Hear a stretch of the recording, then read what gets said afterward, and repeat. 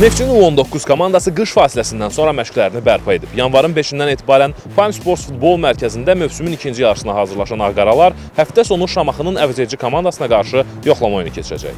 Fasiləyə dək Gənclər Liqasında 12 oyuna 25 xal toplayan Neftçi turnir cədvəlində 4-cü sırada qərarlaşıb. Birinci mərhələdə daha 10 tur oynanıldıqdan sonra ilk altılıq ikinci mərhələdə A qrupunda, ikinci altılıq isə B qrupunda mübarizəyə davam edəcək. İlk mərhələdə toplanan xallar sıfırlanacaq və ikinci mərhələdə nəzərə alınmayacaq. Komandamızın baş məşqçisi Asif Ramazanov və futbolçularımız Nicat Məhərrəmovla Emin Süleymanov hazırlıqla bağlı Neftçi TV-yə müsahibə veriblər.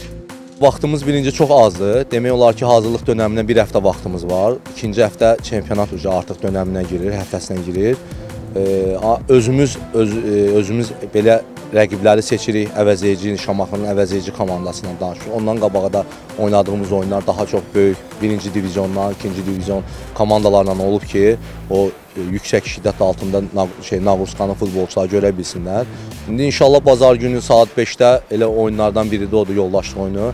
Uşaqlarımızın bu bir həftədə necə hazırlıq dönəmi keçməyini inşallah oyunda görəcəyik. Çatışan, çatışmayan cəhətlərin üzərində işləməyə. Ümumi transferlərə götürsək, daha çox akademiyamızın öz uşaqlarımıza, 2009 təvəllüdlü uşaqlarımızın 10 nəfərini cəlb eləmişik, 2010 cəlb eləmişik.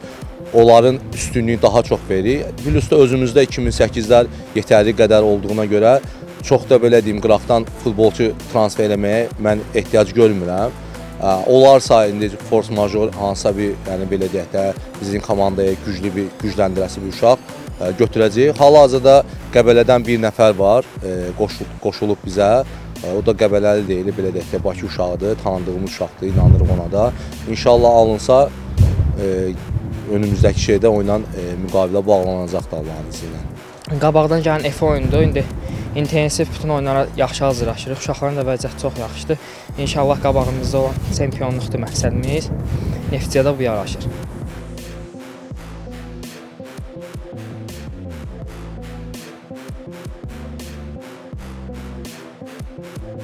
Bu dəqiqə hər şey yaxşıdır. Həm komanda olaraq komanda adaptasiya dönəmi yaxşı keçdi. Yaydan təlim məşqdəyik, bir yerdəyik. Çətin deyil belə deyək, amma biraz çətin necə olur? Liqada özündən 2 yaş böyüklərə qarşı oynayırsan, həm legionerlərə qarşı oynayırsan. Biraz bu mövqedən çətinliyimiz var. Bu dəqiqə tablitsada, cədvəldə biraz yerimiz yaxşı deyil, ürəyimiz də deyil. İnşallah altılıqda böyük ehtimalla çempionluğu fikirləşirik. İnşallah hər şey yaxşı olacaq. Qeyd edək ki, Neftçinin Gənclər Liqasının 13-cü turundakı rəqibi Efe olacaq və maç Prime Sports futbol mərkəzində baş tutacaq.